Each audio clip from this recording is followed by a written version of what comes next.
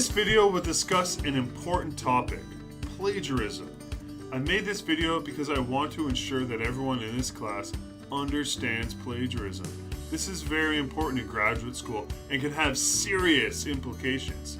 It's not just students, it's an issue that notable scholars and professionals in Canada have also faced. Plagiarism is a serious offense at both the University of Saskatchewan and the University of Regina. What do you think are the potential penalties for plagiarism? So what exactly is plagiarism? According to the University of Saskatchewan, plagiarism is an ethical offense which includes use of someone else's work without providing proper attribution and passing it off as your own. Plagiarism does not necessarily include copyright infringement, although it can be used as the basis to charge someone with copyright infringement. Even though copying one sentence, for example, from a short story or an online article is legal under copyright law, it may still qualify as plagiarism from your instructor's perspective, unless the source has been adequately credited. Similarly, according to the Faculty of Arts at the University of Regina, plagiarism is any attempt to deceive others about the amount of independent work undertaken to complete an academic assignment.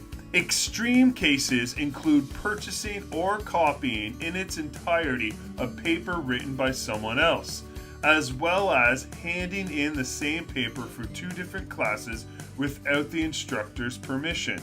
But it is also plagiarism to use even a single sentence verbatim or with a little paraphrasing from someone else's writing without formally acknowledging the source. Now that we have an understanding of what constitutes plagiarism, let's go through some examples to see what it looks like in practice. Of course, I will assume that you understand that you can't copy a full sentence or paragraph without citation. However, students have trouble with more nuanced examples. I should emphasize that most instances of plagiarism are not deliberate. They occur because students are not aware of the expectations. And hopefully this short video will help you understand what those expectations are. Here is the first example. You copy a paragraph from its source. You make small changes such as replacing a few words with synonyms.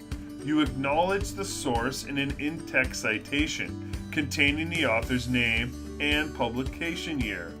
Is this plagiarism? You should change the sentence structure, not just replace a few words with synonyms. You compose a paragraph in your own words that contains one sentence with 5 consecutive words from a source.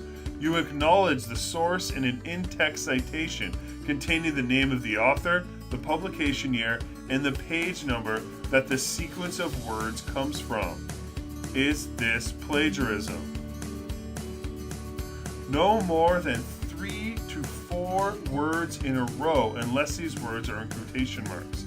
The general rule is that use quotation marks if there is 3 or more words in a row. Which of the following sentences would need a citation? You must be cognizant of what may be considered common knowledge. In this case, the capital of Canada being Ottawa would be considered common knowledge. As well, Canada being one of the largest countries in the world could also be considered common knowledge. However, the population of Canada and the growth rate of Canada may not be considered common knowledge. If you are unsure, I would suggest that you err on the side of caution and include a citation. Here's our next example. Consider this paragraph from Charles E. Lindblom in his 1959 article, The Science of Muddling Through, also an article for this class. He quotes, "It may be worth emphasizing that theory is sometimes of extremely limited helpfulness in policymaking for at least 2 rather different reasons. It is greedy for facts. It can be constructed only through a great collection of observations, and it is typically insufficiently precise for application to a policy process that moves through small changes. In contrast, The comparative method both economizes on the need for facts and directs the analyst's attention to just those facts that are relevant to the fine choice faced by the decision maker. Which of the following would be an appropriate and non-plagiarized paraphrase of this paragraph? I hope you found this video helpful. If you need more information, the University of Saskatchewan and the University of Regina both have resources. The Writing Help Centers in both of these universities have professionals that are willing to help you. I would like to emphasize that I am more than willing to work with you. Feel free to send me drafts of assignments and ask if parts of your assignment may constitute plagiarism. However, once a final submission of your final assignment has been sent to me, I am no longer able to work with you. So make sure to ask me questions beforehand. Thank you.